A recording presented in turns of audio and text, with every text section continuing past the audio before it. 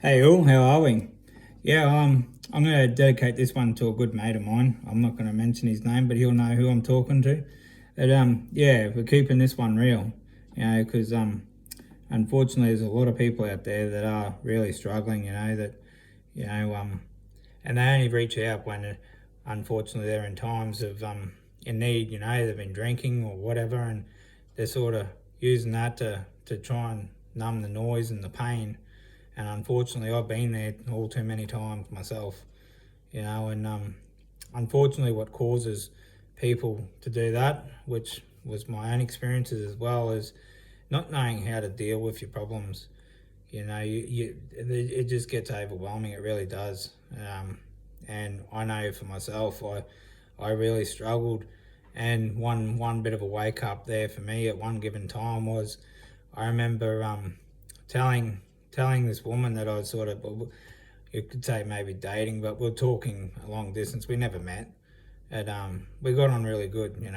We did this for quite some time, and she had some issues that was going on, and she'd come out of a marriage and had 3 kids, and her husband had left her for a woman that she was working with. He was working with, and for me, I was still dealing with my divorce, and I was still dealing with all the shit that went down when I come out of the hospital, and I was still trying to work, and I was still trying to push through, and I was still covering everything up with buying things and getting on the grog and whatever I was doing.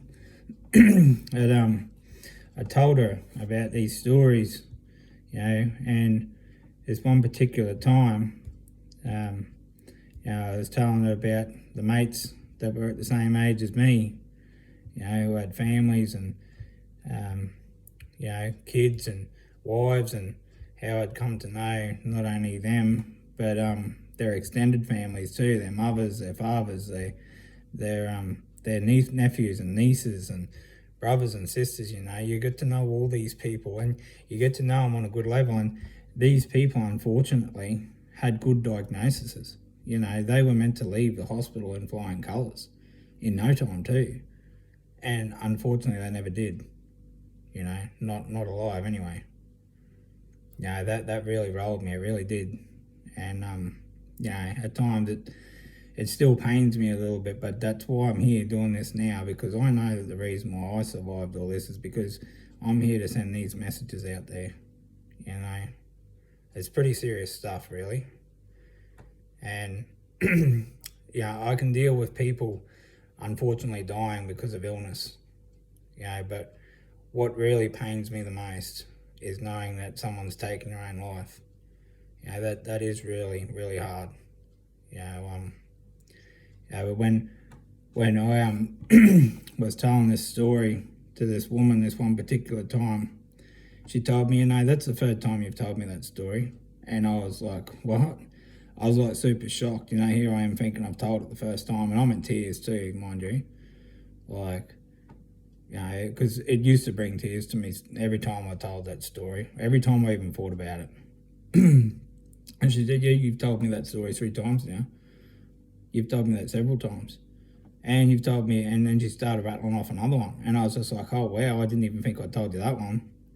And that's when I started really, realising I was starting to have, like, a pretty serious drinking problem.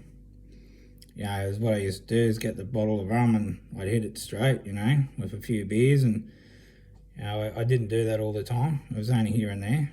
But when I did, I hit it good, And I have no idea what used to happen sometimes. I'd wake up in the morning in a blur. I never used to believe in the fact that you wouldn't remember what happened when you woke up the next morning, but I used to drive myself to some pretty wild places, when it come to drinking.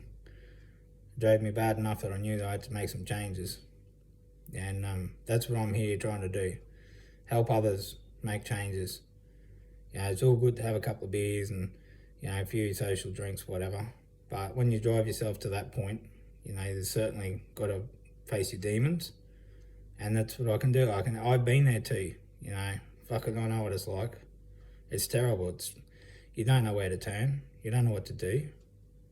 You're scared to reach out. It is frightening. But there are people out there that will help. There are people out there that are prepared to listen. And trust me, I'm one of them, and that's why I did this. This is why I've gone to the lengths that I have. And it's about keeping it real. It's about keeping it authentic. And I know I haven't always been quite myself. I've been given all this new knowledge, and I've learned how to try and fix myself, and trying to deal with how to fix others as well. And I can certainly do all that. But it's about sort of getting on people's levels, and I'm hoping by sharing my stories and being open about them that's what it's going to do. It's not easy me coming in front of a camera, but that's been a lot of fears for myself too to face. But it doesn't concern me as much because I know the outcome is so much better.